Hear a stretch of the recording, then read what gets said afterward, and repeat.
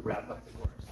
And you're going to see that everything we started with the course is going to start to come forward, and less are we going to be, well, we're going to be introducing new material that ties it all together.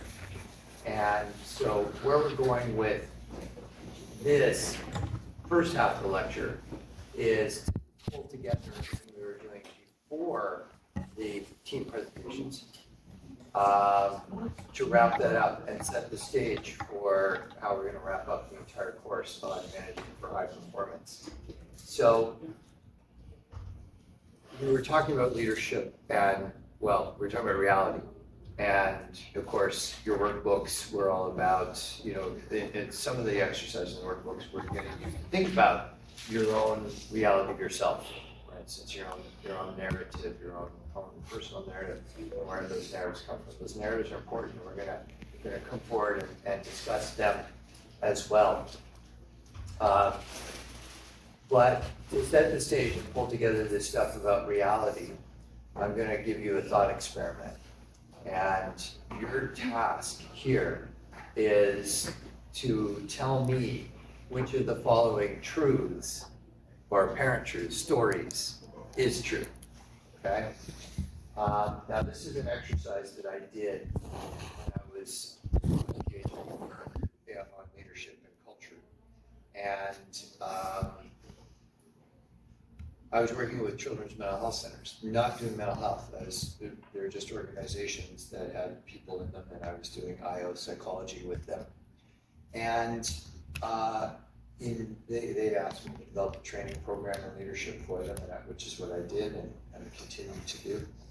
And in the course of the work I was doing with them, I came up with this exercise, okay? And it's more than just an exercise, because everything in here comes from, well, 3 different PhDs.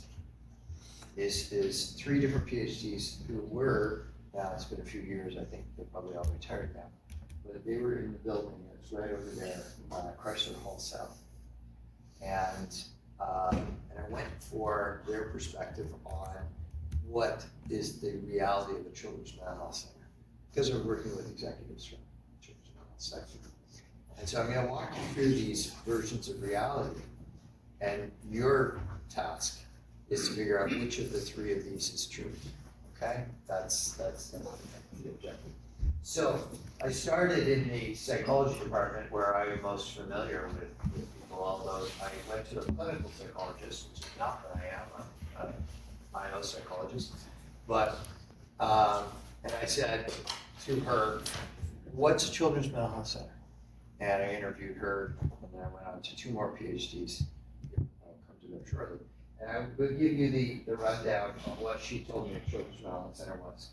And this isn't just my interpretation of what she said. I gave it back to her, and she said, yes, that's it. She made a couple changes, and then this is what she affirmed as the reality of children. So it's an intrapsychic and family dynamics reality.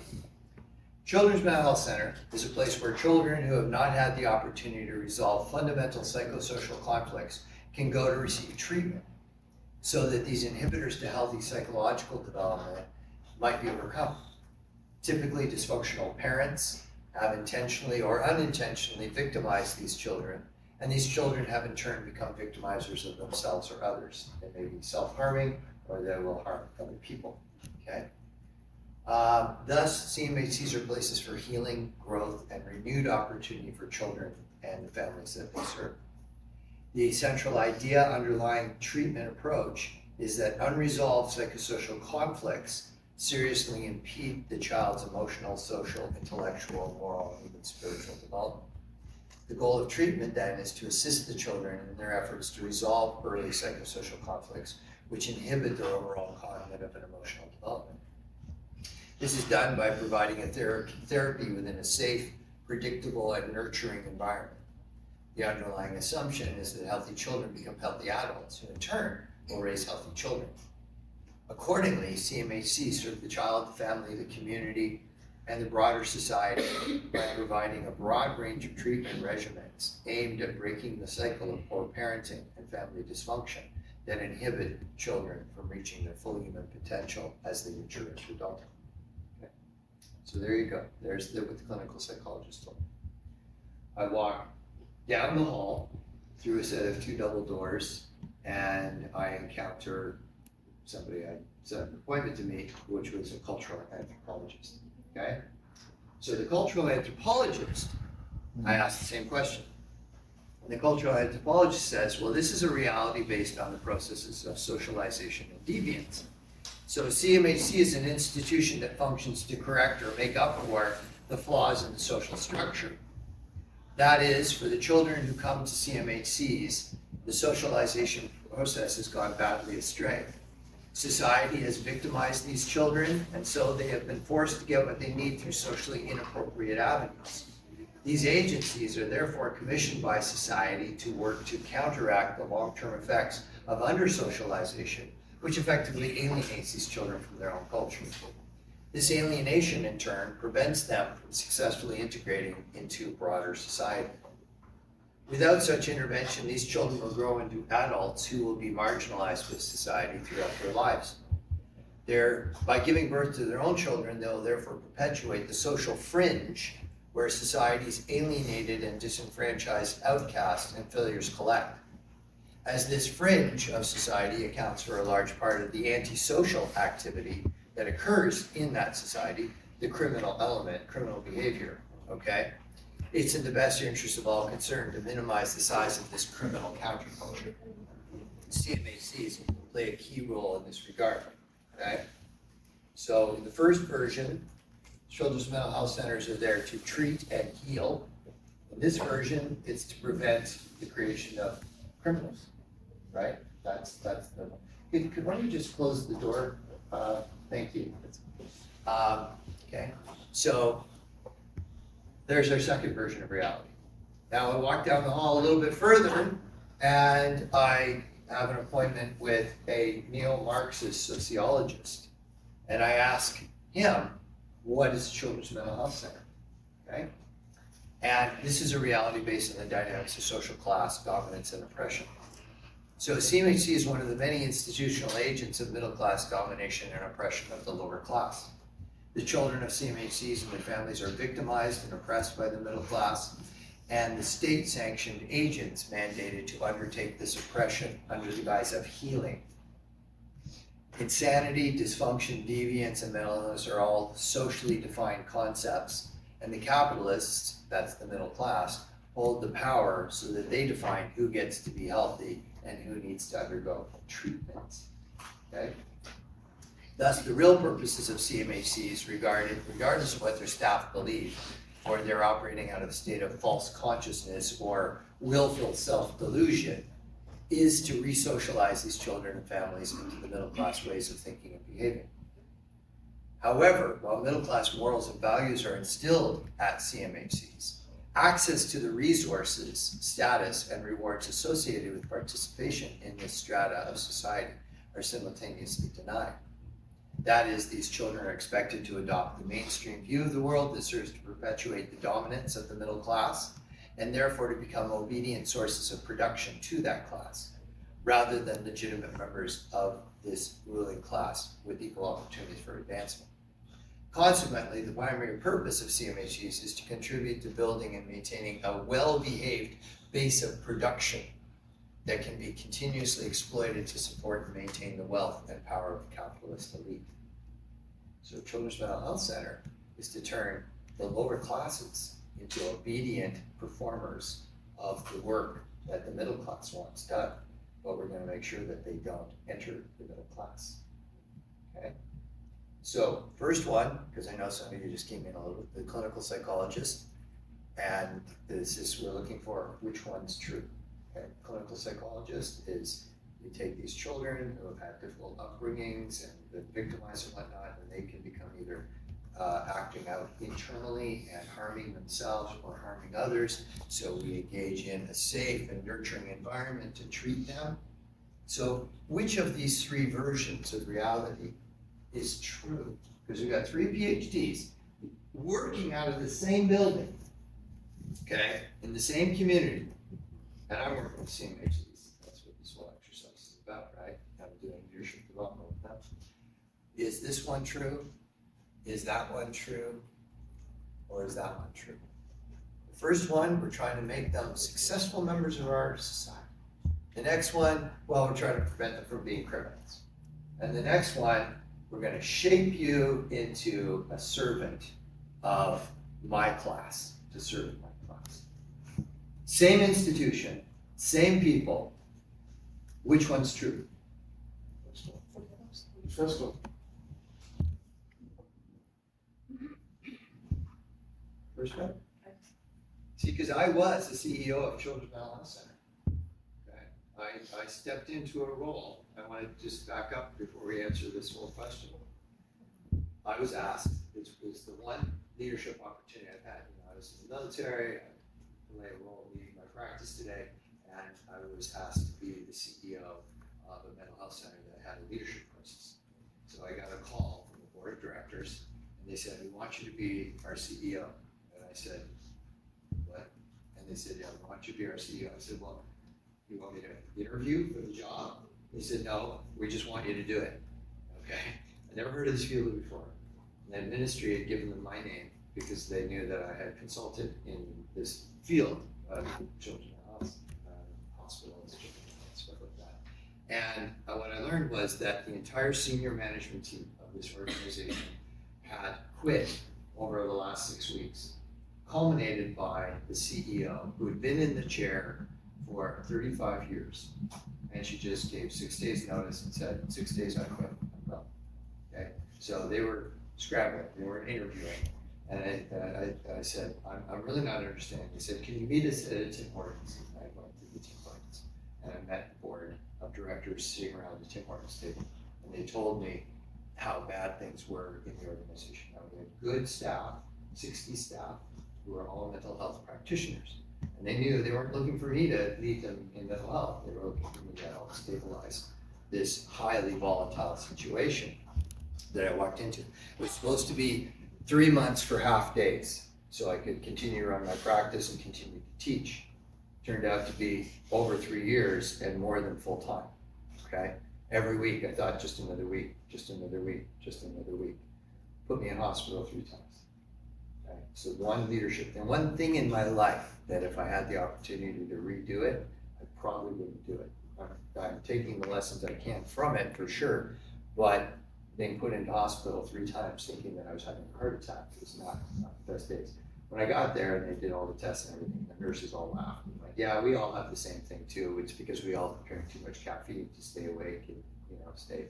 And so you can get these racing heart moments and stuff like that by just doing way too much caffeine, but it's not dangerous. Just back off of caffeine. Don't take that as medical advice though. If your heart is racing, go get checked out. I did it 3 times. So it was a terrible experience in most regards. We accomplished the mission, but I lost all sense of perspective, of course, on that. So I did the job, and of course, I want to go with number 1, right? I want to go with number 1 because I don't want to wake up in the morning and think that I'm going in to create a well-behaved place of production for other people, right? Profiting from these actions. That's not the reality that I want to live by. But this neo-Marxist sociologist was not making this up. That was his analysis.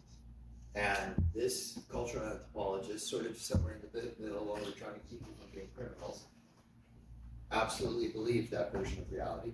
And the clinical psychologist absolutely invested in a whole career of trying to treat kids who have mental health issues, right? So that's the big question. Which one of these is true? You may land comfortably on one, but as I put these 3 versions out to a large group of executives of children's mental health centers, I asked them the same question: which one of these 3 interpretations of reality is true? Okay. What do you think they said? I went through just like I did with you guys. There is not one version of like objective reality, because it appears that according to like 3 different people, their subject reality is different because they are all being reality from a different perspective. It's kind of problematic, isn't it? I mean, it's well said, really. Okay. That each one of these people believes wholeheartedly in the version of reality that they, and so let's imagine you're a politician here in Windsor, okay? That's not unheard of. One of our team members who's from Iran is considering a run for mayor or something, and I wholly support her in doing so. So let's say you're a politician here in Windsor. And Queen's Park, which is the legislative building for the province of Ontario, Toronto, has money, and they're willing to send money to Windsor to open up another children's mental health center.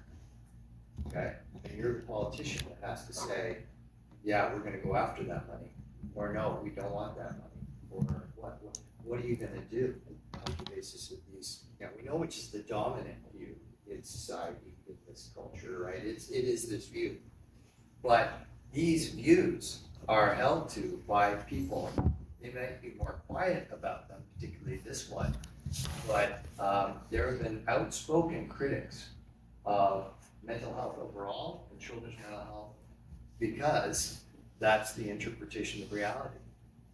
You guys think you're doing good, but you're stupid, right? You're deluded by the grand narrative that says that there's mental health issues and if you treat them, they'll get better, okay?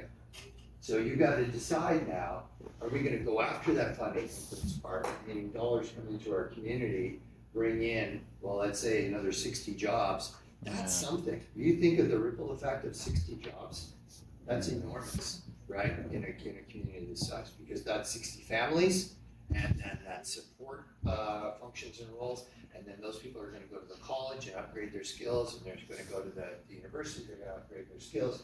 The economic impact of just 60 jobs is enormous, right? So you're the politician. You don't want to say no to that, but what if you happen to believe that the neo-Marxist sociologist is correct? It's a reality. It's a slippery concept. Here's the thing about leadership and reality. We're going to come back to this. I'm not leaving this. You're going to hear me throughout the last 4 lectures with you guys, and that's where we are now. We're on that run up to that the 3 core leadership questions that have always existed and will always exist are these. Okay? What's happening? What does that mean to us? And what are we going to do? It's that simple, and yet it's incredibly hard because it can be incredibly ambiguous as to what's happening, right? Well, we have a mental health crisis in this community. Okay, let's bring another mental health center to the community. Well, that means we're just going to exploit a whole bunch of kids, right? And we're going to, turn them into a obedient basis of production in the middle class. And if you're happy about that, that's fantastic. But if you have a conscience, you may not want to exploit children. So what do you do, right? Because what's happening, what's it mean to us? There are other things we could do. I teach a course in 4th year undergrad, and there's a whole program in my field called community psychology, and I teach that. And that's about capacity building, so you don't need mental health, right? We intervene early to prevent the need for this, right? We provide early parenting supports. We provide school readiness stuff so that kids don't get into trouble and don't need these services down the road. That's another way to go about it. But it depends on what you believe. Not everybody really is a big fan of community psychology. It's hard to do. You can't see direct cause and effect. If somebody is depressed and they get treatment for depression, they were depressed, now they're not depressed, okay, I know, had a positive impact. But what if I implement a bunch of parenting training programs for parents with young kids or about to be parents, which we do in this community, by the way. I took some of those lessons, those courses, because I'd never dealt kids before I was a dad.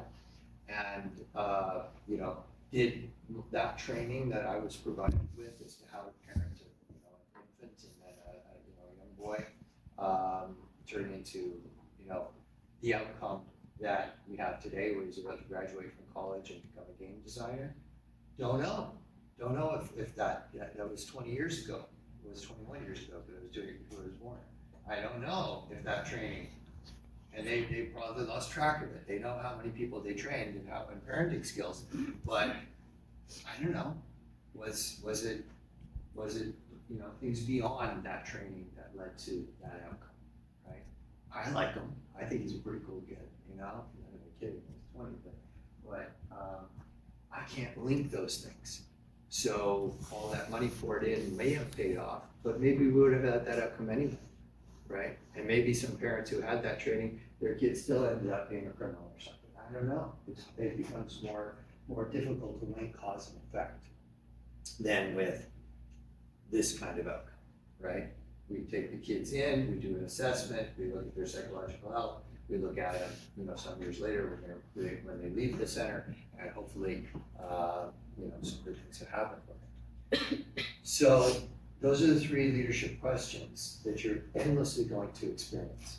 For instance, let's say this is a payroll department, and let's say I'm the boss of the payroll department, and you are all trained, you all know your jobs, okay? And I come in, and Tuesday is big payroll day, the whole corporation's payroll has to be processed. You all know your jobs. I come in and say, hey, everybody, you go, hey, boss, and I go, how's everything? All good, we get the data we need from the different divisions and departments, it's all looking great, fantastic. I say, I'll be in my office, right? And I go write reports or something like that, and you all do your jobs. That is when things are normal. That is, you're enculturated, you know your jobs, no problem. Now, you're getting ready to produce payroll so that it all comes out by Thursday. It's Tuesday afternoon, and suddenly our entire computer system goes down. Well, okay, we haven't pressed the send button yet to make sure everybody gets paid by this corporation. We're not quite ready to do that. And the computer system, what do we do? Right? Like, well, what's happening? Okay, well, the computer system went down. What's that mean to us? We can't go on. Okay, what are we gonna do about it? Well, let's call, you know, IT and see, is it just a glitch? Or, as the University of Windsor found out before most of you were actually here, I suspect all of you were here, that was actually a ransomware. And they ended up having to process payroll manually. Okay, because a ransomware, and that happened eventually to us, you know, it happened to our hospital system recently. So if you're in the hospital system, your files are locked down by, I think they're resolving it, or at least right now, but this is as of about a month ago, they'll happen. That's a very different what's happening, what's in the nutrition, what we can do about it, than, okay, just wait for the computer system to reboot and we'll be fine, right? Both of them require what's happening, what's in the nutrition, what we do about it. But, well, in the hospital, because I work with them, we know this, people who had never even picked up a file folder had to learn to file paper, okay? Now, you're all familiar with files on your computer. It's a metaphor from the days when there were file folders and we filled out forms and we put them in, right? But there are people who are working in the hospital who have never done that job. They're highly trained in their particular domains, but they don't know how to file. Okay? It's not on a hard drive, I don't know how to work it. Okay. That's a lot of what's happening, what's the just what we're gonna do about it, right? How long is it gonna go on?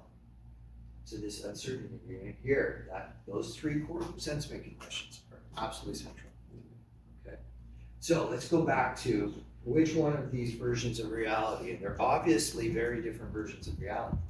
And look at the starting point, intrapsychic and family dynamics reality, reality based on process of socialization and deviance, and a reality based on the dynamics of social class dominance and oppression. So the starting point of your assumptions very much steers your interpretation of reality. And if those assumptions change, so too will your reality, okay? Or if your experience changes. So at one time, I did not believe in chiropractors.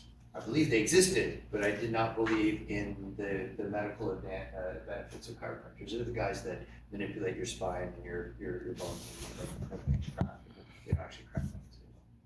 But anyway. And I was like, I'm not giving them any reality shaping power. One of the 13 forms of power, by the way, you could learn. Okay. And then I got hit by transit, which is less. And then I was 3 years in recovery. I just reset my jaw and my spine started to heal and all the rest of it. And I went through physiotherapy, which is not chiropractic. And I got to a point where after like 5 years after the accident, the medical system said to me, you know, well, you're fine now. And I was like, not entirely. I still get headaches. I still get, you know. And they said, well, you're going to have to learn to live with it. And then I lived with it for another 5 to 10 years. And then somebody convinced me to try a chiropractor for the lingering stuff. Okay. Now I'm not trying to convince you to believe in chiropractors or not. I'm just telling you my story. So, all right, how bad could it be? Because, you know, even standing here lecturing to you, if this was before this, I would lose all sensation up here. Now, it wouldn't hurt too much, but later on it would. Just standing and lecturing, I would lose sensation in that part of my, because this all of my cracked vertebrae in my neck, jaw was dislocated in an accident, bad whiplash, all kinds of stuff. Nothing you could see too much, but I sure felt it. And I went, and I felt a little better. And then I kept going, and I actually got relief for things that the physiotherapists couldn't relieve. So I changed my reality about that field, right? It does help me. I'm not going to try to convince everybody else that you need to do that, but that's my reality. So, but this is a little bit bigger deal, right? We're going to build a new children's mental health center here in Windsor. Are we doing an ethically moral good thing? Because if you believe in that version of reality, we are. But if not, we're bringing to town a new means or an additional means of exploiting children and manipulating them into being servants. That's kind of a scary proposition. So I present this to the executive members of several children's mental health centers who have commissioned me to help develop leadership training for their agencies. And what do you think they said? Which one's true?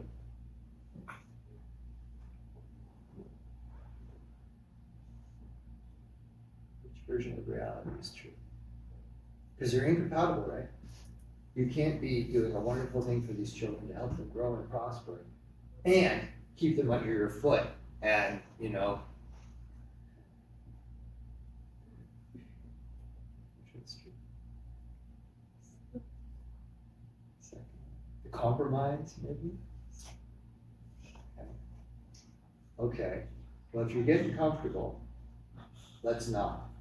Because I told you that I became the CEO of a children's mental health center, right? I was asked to do that. And I had 60 staff. And all of them were great clinicians. I had a lot of social workers, a couple of clinical psychologists, a lot of child and youth workers. And in the course of those 3 years where I was working with them, as they were providing mental health supports to these children and their families, I got a fourth interpretation of reality. Here's what the social workers tell me. It's a reality based on the pragmatics of capacity building and harm reduction. These kids are pretty much screwed over however you frame it. We don't expect our kids to go on and achieve middle class ideal of becoming a doctor, lawyer, engineer, or accountant. In all likelihood, they'll never even earn a trade. And trades are like, you know, electrician, carpentry, you know, sort of more hands-on stuff you do in college, less than university.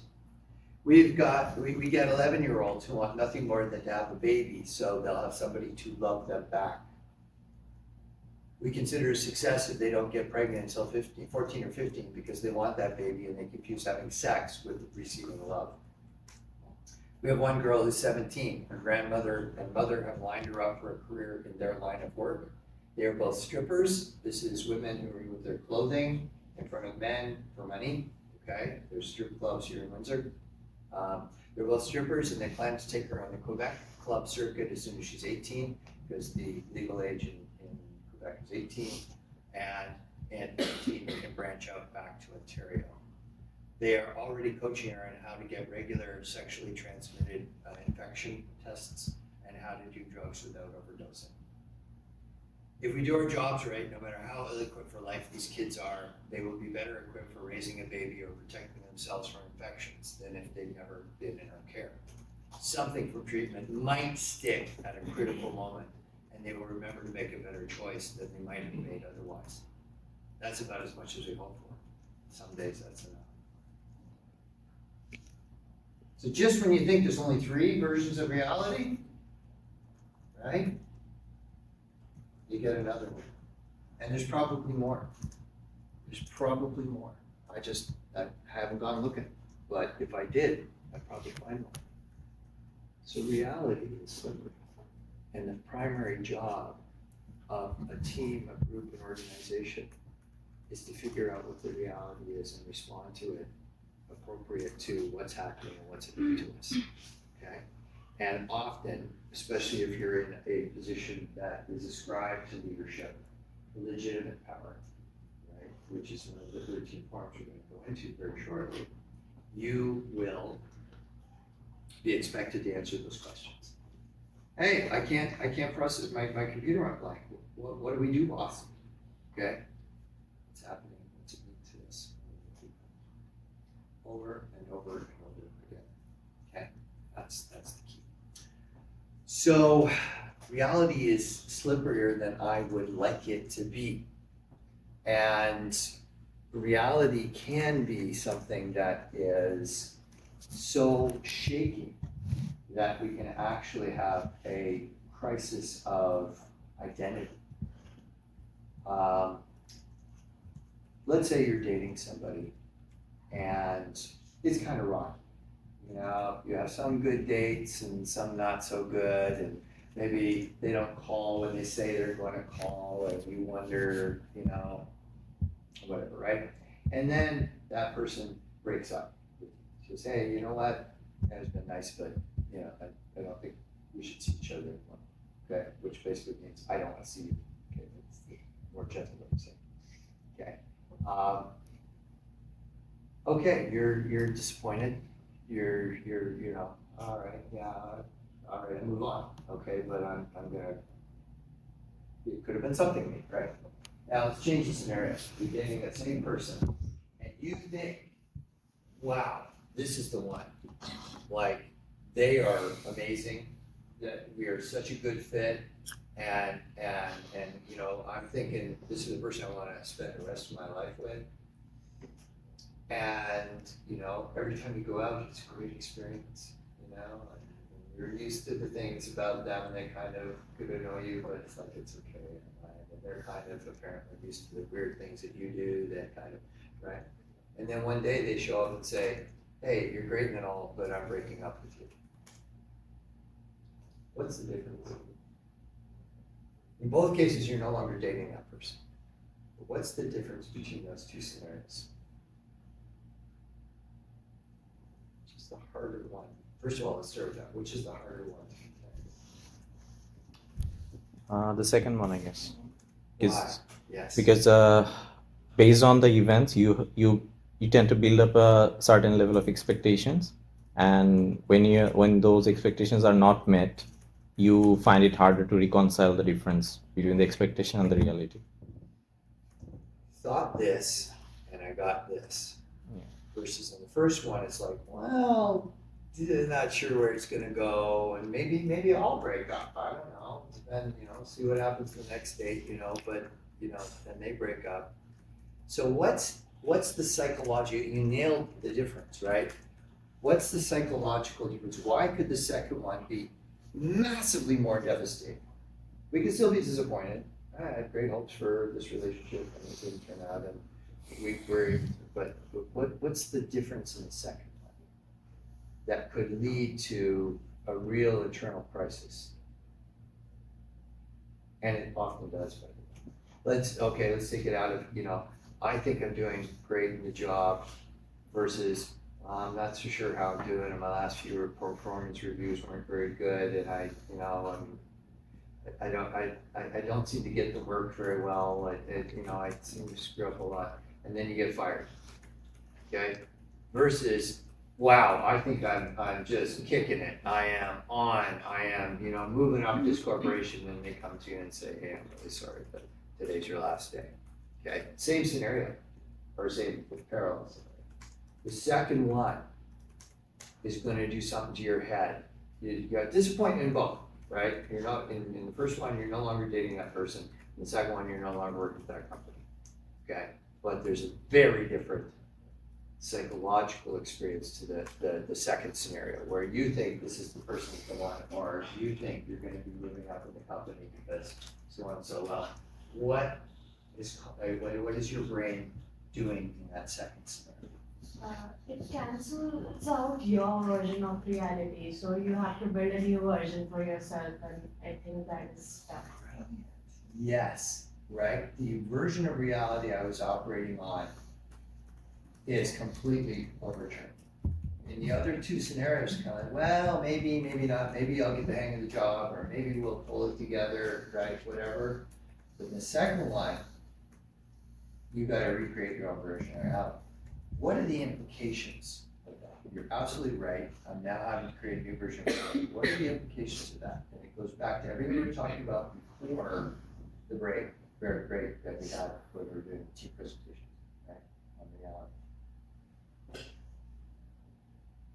Why is the second scenario, in both those cases, so jarring? Think about how the brain constructs reality. Think about all the heuristics, the shortcuts it uses to make sense of reality. See, because if I just got broken up with, or I just lost my job, and I didn't see it coming, the brain automatically goes to, it's all done now, right? What else am I not seeing? Can I even trust my own version of reality? Right? That jars us to our core. You know? So you think something. When I went into the military, I had these high ideals. I thought the military was going to be everything that I imagined it to be. And I got there, and well, I didn't make it a career. Okay, it ain't what I was hoping it was, and that was a slow process, but it was very demotivating. So the military said to me, "Hey, you've been great as a reserve officer in the Canadian Forces. We want you to become a full-time regular force officer." And I was like, "No, I'm going to go do a PhD." Okay, and I had a really positive career track they laid out for me. They were trying to induce me to stay. And I was like, I didn't say it to them, but it's like, I've seen too much. This isn't the world that I think it should be, and I won't be strong enough to change the entire culture of a military. Right? So I could see it coming, but it was a constant.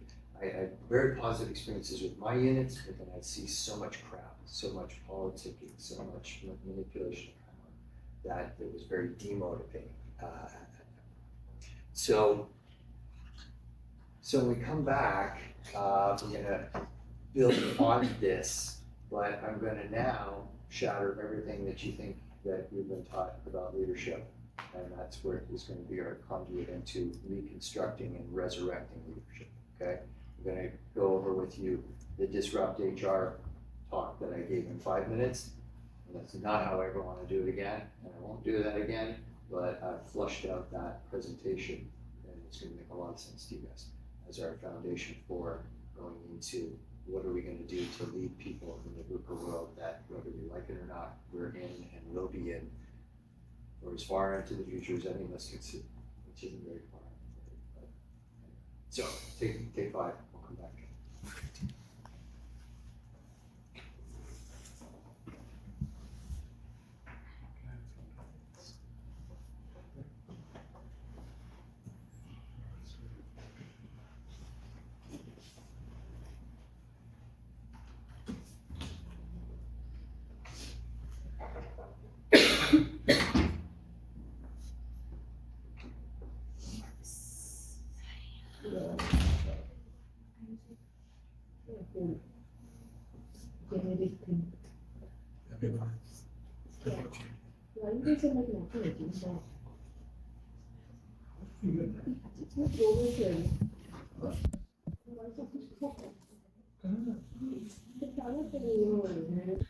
I knew her. She was in care. I met her mother and her grandmother at a social event at the mental health center. because it was also a school had, to invite parents. The grandmother had her daughter at 15 years of age, and then her daughter had the woman in our care at, I think, 12 or 13. So the grandmother was still stripping, the mother was stripping, and they were bringing the daughter into the family business.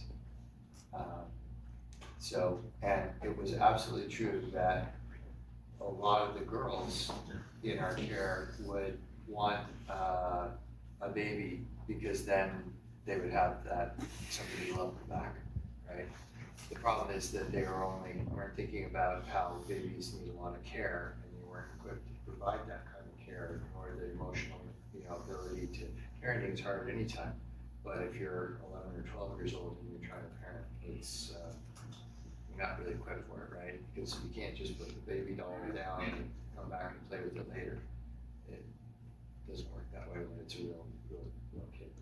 So those were, the sobering reality. And I wish I had an answer for you guys. I wish I could tell you which one of this is right. When I did ask the senior leaders of Children's Mental Health Centers, which of the three, not the last one, but the three were correct, there's a long period of silence. And then one of them who I consider one of the wisest people I've ever met, said that as impossible as it sounds, they're all true. So they would actually acknowledge that, yeah, these kids, well, like you saw, are probably, we've all done jobs on our way somewhere, right? We've all done fries with that kind of jobs, and that's great that we do that. These kids, that would be what they're gonna retire from, is maybe, keeping down the job regularly and retiring from, a job, if they can even retire. Right? So it's sobering, reality is sobering, but let's make it a little bit more complex still, because when we started working together at the beginning of the semester, I told you that leadership is one of the toughest things you're ever going to do. And because you have been in formal leadership positions, you probably know firsthand, but it's a difficult thing. Now, this was the talk I gave at Disrupting HR. They asked for talk on leadership, so I called it Disrupting Leadership. It's all about social power and about the abusers of social power. You're already going to know the second part of it, the abusers of social power, because we've gone into the dark trades. Okay, so that's going to come forward. They didn't know that. We recently rebranded our practice. It used to be Vokes PhD and Associates, and then we collectively, our team decided we were going to rebrand. I wanted Vokes left out of it, but they wanted it left in. And we brought in, instead of this generic idea of, Vokes and Associates, to leadership group. And we all know that that's problematic, because when we say leadership, we don't mean what most people mean by it. Okay? Hence the, strangeness of me trying to disrupt leadership and still say we're a part of Vokes leadership. And we are. So I mentioned at the outset of today that we're going to undo everything that the 20th century taught us about leadership, which is still prevalent, okay? What we learned in the 21st century is not the norm out there. You're going to know it in these last three lectures. This is where it all comes together. So I gave this talk. I'll never do a 5-minute talk again, because I'm just too wordy for that, and I have too many points I want to make. It went all right, but it was not what I would like. So I'm going to take the time and not do this in 5 minutes. I'm going to help use this to integrate everything we've been learning together. And so my objectives in disrupting leadership, and this is well beyond the talk, is that we have to transform everything about it. So I want to demonstrate that leadership doesn't actually exist, even though we're a Vokes leadership group, okay? And to demonstrate that what we thought leadership is actually social power.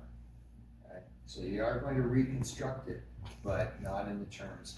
And there's probably about 30,000 people, we were estimating, that we've trained over the last couple of decades in social power.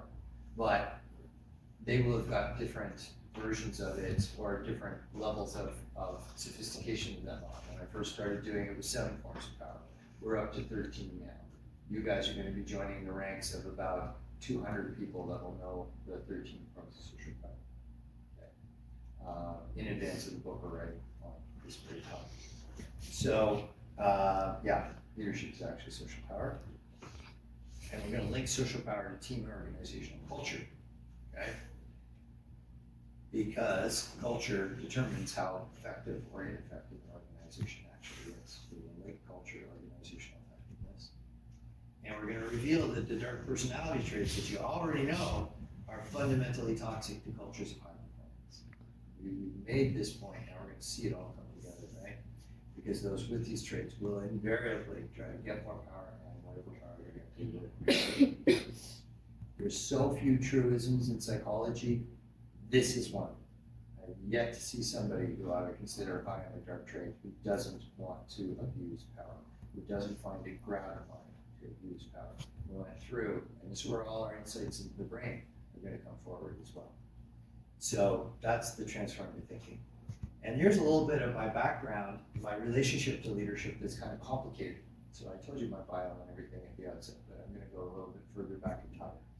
Because basically in studying leadership, I came to destroy the very thing that I thought I loved. And I do, but not with that. See, because my leadership journey started when I was 8 years of age. Okay, so there's this thing here called Cub Scouts. It's around the world, maybe some of you are in Girl Scouts, Boy Scouts, it's around the world. But Cub Scouts is pretty early, it's not even Boy Scouts, it's, so I joined when I was 8. And most kids that join Cubs want to, camping, and learning to start fires and tie knots and stuff. And I was all into that. But really what I was into was leadership. I wanted to move up in the ranks of the Cub Scouts. And they have 3 ranks. They have Cubs, a Cub Scout, they have a seconder, and they have a sixer. And a sixer is responsible for 6 other kids. Okay, so, and is this familiar?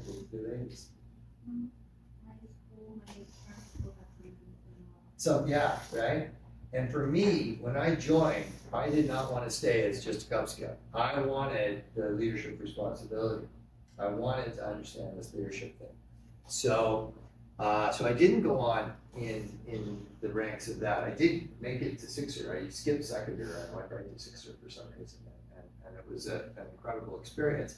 But I would think long and hard about how I was going to lead these other kids. So I joined Air Cadets at 13 instead of following on with the Boy Scouts, because Air Cadets is actually military training for military. Okay, so it starts at 13 and goes to about 19. But by the time I was 17, I was able to join the Canadian Forces Reserves, became a corporal, and then by 18, a master corporal. And then when I became 19, I was accepted into the officer cadre, and became an officer cadet. And then a year there, I became a second lieutenant, and captain. So that was the thing I did. So by 24, I was a captain, and I was chief training officer of a leadership training program. See, the common theme here is this leadership thing. I don't know why it's in my brain, but I was intrigued by it, and I wanted to understand it. At 24, they offered me, well, I stayed in a little longer than I thought I was 24, but I did at that point also go into the PhD program here in Windsor. That's how I ended up here in Windsor retiring, because I wanted to scientifically understand leadership. We were training in leadership, we were producing some amazing leaders, and here was the thing. One day I went to my commanding officer, who's an extraordinary leader, Lieutenant Colonel Tom Peavy, and I said, "Sir, could you tell me how it is that you use the situational leadership model on me? Could I do anything you ask?" And he said, "I don't think I use the situational leadership model." And so I started going down the list of all the leadership theories that we trained in at that school. And I went to Blake and Luton's 9-9 managerial grid. And he went, "No, I don't use that." And I said, "How about Ruhlman Yetman's decision-making theory?" And he went, "No, don't use that." And after I went through all the leadership theories that we trained in that leadership school to train officers for the Canadian Forces, he came up with, "I don't use any of those on you, Ted." And I said, "Well, sir, I do anything you ask." anybody in my command would do anything you ask because we are all that loyal to you. So what are we doing? And at that point, it was a Wednesday afternoon.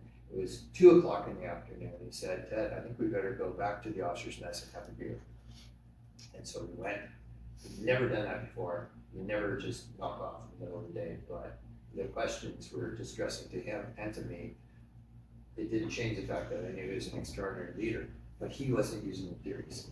And so he said, how do you use the theories? Once we got to the officer's mess and we actually were having a beer, I said, sir, I don't know. I train in them, but I don't use them. And I thought it was only my problem.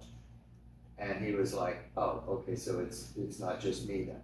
I said, I don't think so, sir. Okay. And that's what led me to not become a clinical psychologist, but to try and answer the questions that, well, we're working to answer here. Okay. The good news is, well, first of all, we have to go through. Imagine my surprise when I learned that investigations in leadership spanning the entire 20th century only told us of leadership. Okay. There's actually no such thing as leadership. Okay. And all the things that we thought it was are not. So it's not a set of personality traits. And when we did temperament theory with you guys, I told you we are not going to determine that you don't have the right traits to be a leader, because all the temperaments, all the personality types can be effective leaders. They did 300 studies post-World War I on what makes for a good leader and what personalities make for a good follower. And then they did 200 more studies, and no two studies agreed. And if you don't have an application in science, you got nothing. All that tells you is it's not traits. Okay? You'll still see books out there. You'll still see the idea of you got the right stuff, right? To be a leader, to champion that stuff. It's not personality traits. It's not this vaguely defined thing called charisma, right? Oh, they're charismatic. Charisma was sort of this idea of a thing, an important thing. And in fact, charisma isn't anything that is a quality of a person, because if it was, it would be there on an enduring basis. So when Justin Trudeau was elected as Prime Minister of our country, there was this big Trudeau mania thing going on. A lot of Canadians really liked him. Really, he's charismatic, and he's handsome and he's sexy, and even other countries were like, oh, Canada, you got like a sexy Prime Minister, right? Right? Yeah, we still got him. But here's the thing, even his own party wanted him to get the hell out because he is so down in the opinion poll. So he was like, wow, Justin. And now he's like, Justin, get the hell out of the way because we're going to lose the next election. So if charisma was a quality of a person, well, why was he and now why isn't he? Right? Okay, so it's not a quality of a person. We will come back to charisma. We won't call it charisma, we're going to call it referent power. It is one of the forms of power, but it is not a quality of a person. Because there was a time where Adolf Hitler was considered incredibly charismatic, but not with everybody in Germany. Many people were against Hitler in Germany, but they learned very quickly to shut up or you'll be in serious trouble, right? So there was an opposition to Hitler, but the more powerful it became, the more people sort of went, oh yeah, I'll follow Hitler anywhere, except anywhere that I could not follow him, right? So it's not the quality of a person, but for a while there was that charisma. Then it's not a universe set of behaviors that leaders engage in towards followers to get them to do what you want them to do. It's not this kind of thing where if I say these words, you will automatically go, oh, okay, boss, yes, that's, I understand, like I'm in some kind of spell, right? That there's some psychology that can make you do things that I want you to do because you want to do them, which is actually manipulation. The problem with that, every time they try to find those behaviors, they would work in one setting, or maybe that's where we take them. Oh, that worked really well there. Try it in another setting, even in the same company, and it wouldn't work. So there's no universal set of behaviors that will give rise to producing the outcome that you can learn to acquire as a leader in order to get your people to do what you want them to do. And it's not a set of abstract principles that leaders adhere to lead their subordinates. You'll see tons of books out there. One of the first that maybe one of the best known was Stephen Covey's 7 Habits of Highly Effective People. You'll still see that, and one out there. And it's basically basic Christian values repackaged, taking God away and saying live by these principles and stuff. The problem with principles is that they sound good, and you can sell a lot of books with them. But here's a principle. Anybody else got a kid? I got one. Anybody else? Okay, well, most of us are going to agree that parents, love your children. Okay? Love your children. Most of them go, yeah, good principle. Okay? Well, what does that exactly look like? Okay? Does that mean that loving my child means that if my child wants to eat dessert for dinner, that that's loving them? Or does spanking my child when they act out, is that loving them?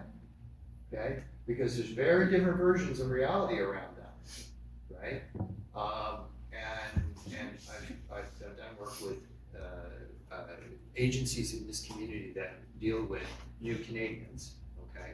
Especially new Canadian parents. And some cultures endorse spanking their kids.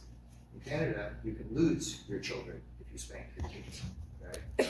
And so what many people coming to Canada will suddenly realize is, well, why don't you Canadians love your kids? Because I love my kids, that's why I spank them, okay?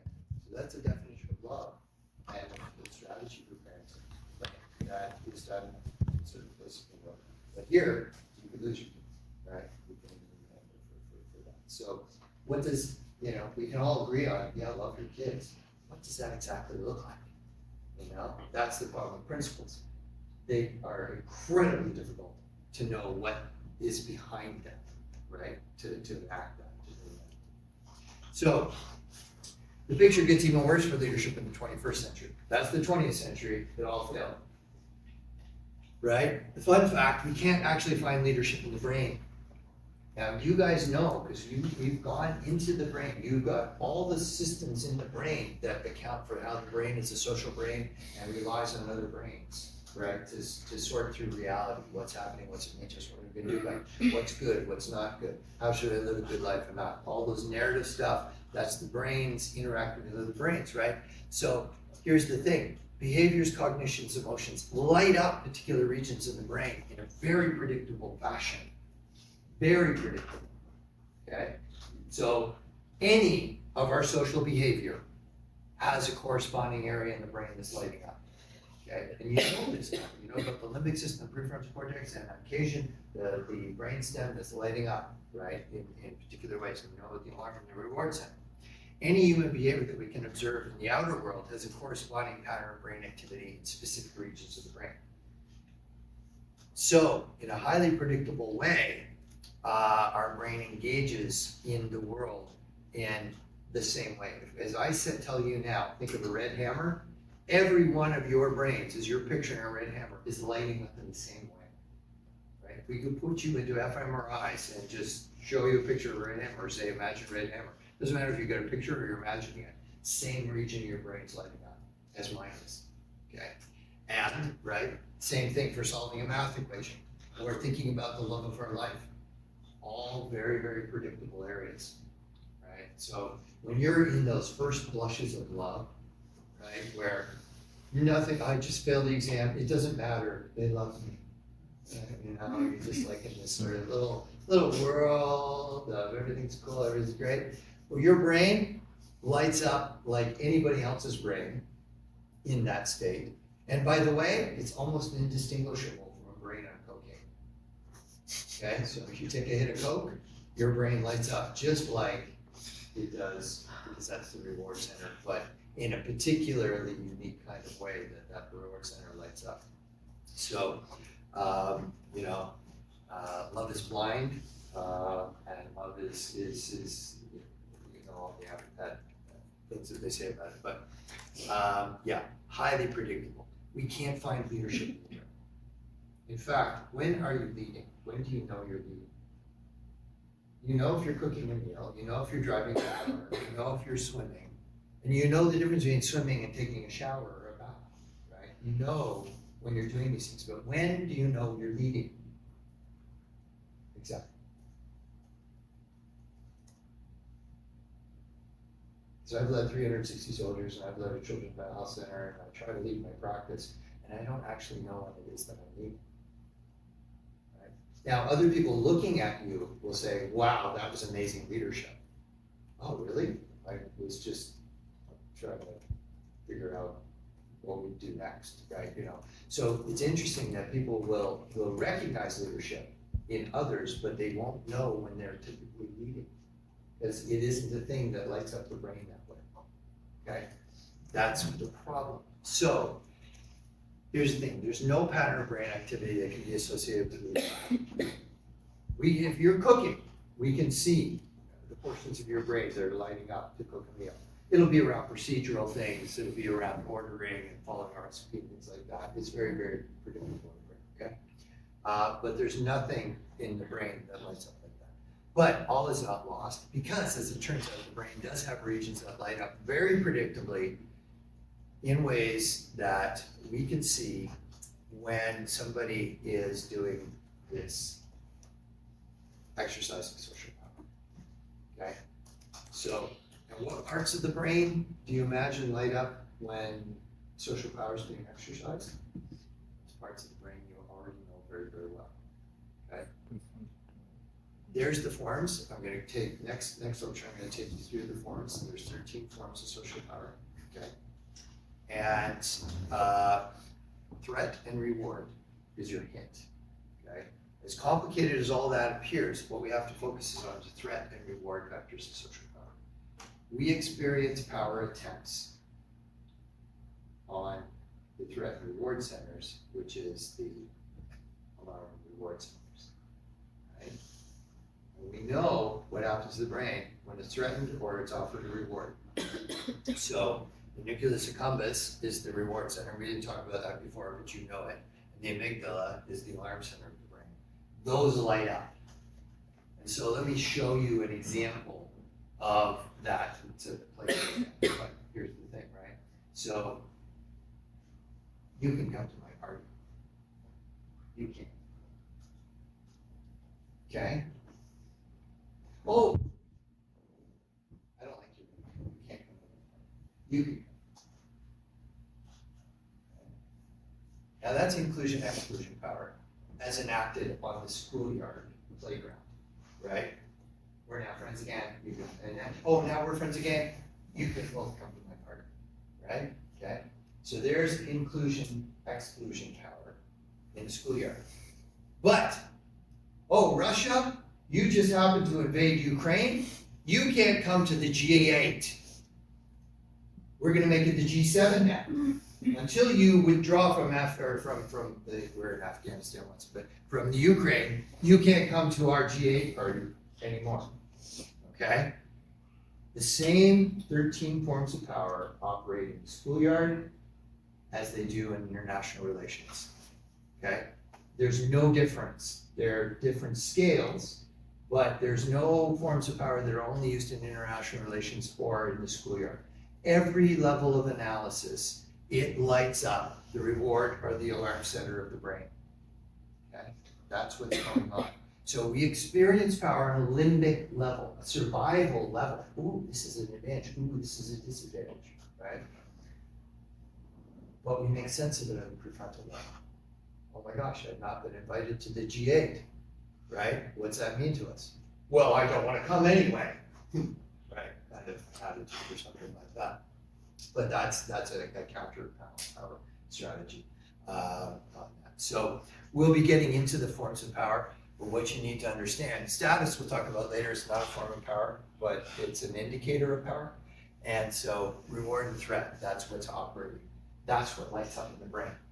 That's what we can see.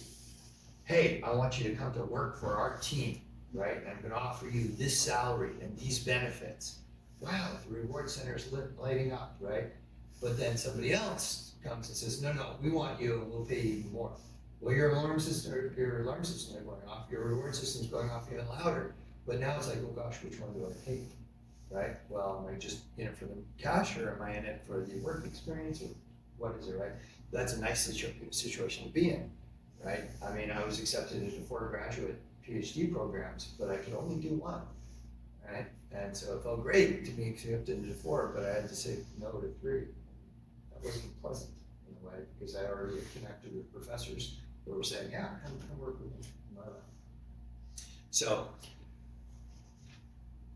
think of carrot and stick. That's what we're talking about here, is the carrot and stick, right? The reward, the alarm. The donkey moves forward to get the carrot you're holding out on a stick to get the donkey to move forward, but you also have another stick and you're in the donkey behind. And the donkey's moving away from the stick towards the carrot. You can use both, you can use one, you could use the other. I don't parent like this, and my son's now 20, so I don't do this anyway, but I could have said, hey buddy, clean your room and you get dessert, right? So there's the carrot. Or I would say, hey buddy, if you don't clean your room, no dessert. And then there's the stick. Or I could say, hey, you clean your room, I'll take you for ice cream. If you don't, you're grounded. Okay? I wouldn't use those power strategies, I didn't need to, but that's the carrot and stick. So maybe somebody should say a few words about leadership being dead, because it isn't any of those things, and it is, as it turns out, something completely different. That's why we still call ourselves Hopes Leadership Group, because we're going to tell you that leadership and power are the same. Okay? So, we wonder if social power is the answer. We simply slay leadership and replace it with power. But, as it turns out, the brain is hardwired to interact with other brains to make sense of this buzzing confusion in life, right? So much of your workbook is around you making sense of you in relation to other brains in the world, right? So, our brains collaborate with other brains to create culture. Culture is absolutely critical. 2 people interacting with any length of time together will create a culture. And that culture, if they don't interact again, will evaporate. But if they continue to interact, they will create culture. So it's all about culture too. Culture is the single largest determinant how work actually gets done. Okay? So what do I do in this organization to get my vacation request processed? Oh, here, fill out this form. Okay? And I read up the policy procedure, I fill out this form. Then I submit it and somebody goes, you wasted your time. It's not how it works around here. You can fill out all the forms you like, but if your boss doesn't like you, you're not getting your vacation time until he wants to give it to you, right? So, but I'm filling out the form. Doesn't matter. It's not how it works around here, right? But it says in the manual, doesn't matter. That's culture. Culture says that bosses can abuse power around here and we let them get away with it. In another organization, it might be, no, the boss would love to give you. This happened to me when I was running the Children's Mental Health Center. One of my employees came to me because we laid off people during the summer, the lower seniority people, because we didn't have so many kids during the summer. So they knew that this was part. He applied for a job with outside of his current job that he'd come back in September for. And I said to him, I want to hire you for the summer. I can't. And he's like, well, why not? I'm like, I can't. You didn't fill out the form in time. And he said, well, that's stupid. That's ridiculous. What a stupid rule. Well, come on, can you make an exception? I said, if I could, I would, but your union demanded that be how it works. So I would, if I said yes, your union would grieve me and it would win and you wouldn't get the job. He said, you mean my union is keeping you from getting a job? You aren't? I said, yes, because that's the culture that we have here and your union is powerful, okay? So I'd love to hire you. I can't, right? They take it up with your union, but can't. That was the culture that we had. So culture is determined by the worst behavior power holders persistently tolerate.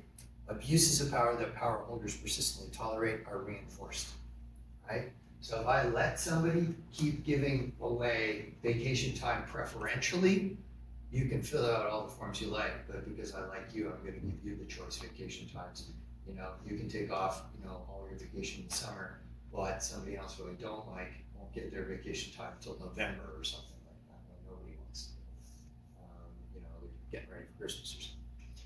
So it's all about culture. The single most important thing you can do to shape culture of high performance is to promote the ethical use of social power. I'll show you why. The behaviors that persistently get reinforced become the dominant cultural norms. So what's repeated is what keeps happening, right? And the dominant norms of your culture are those that pertain to the use and or abuse of a social power, because they activate the alarm and the reward centers of everybody's brain. So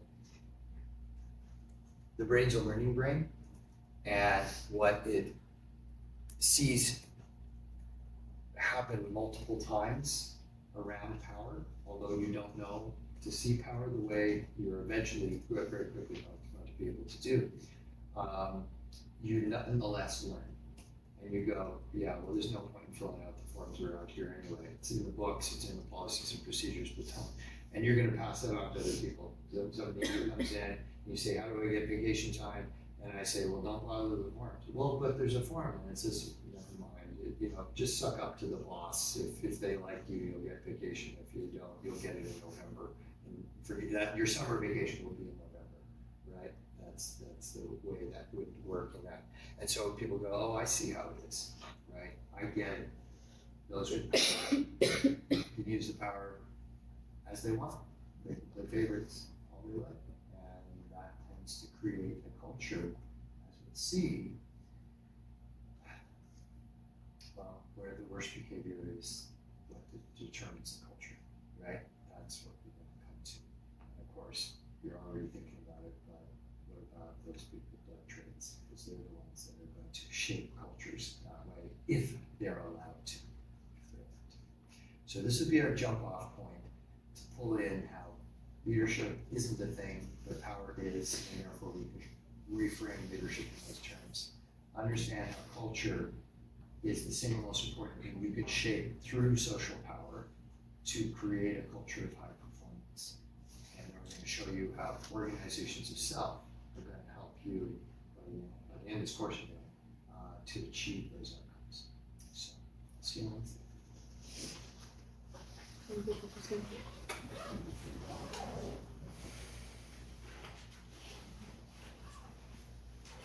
Thank you.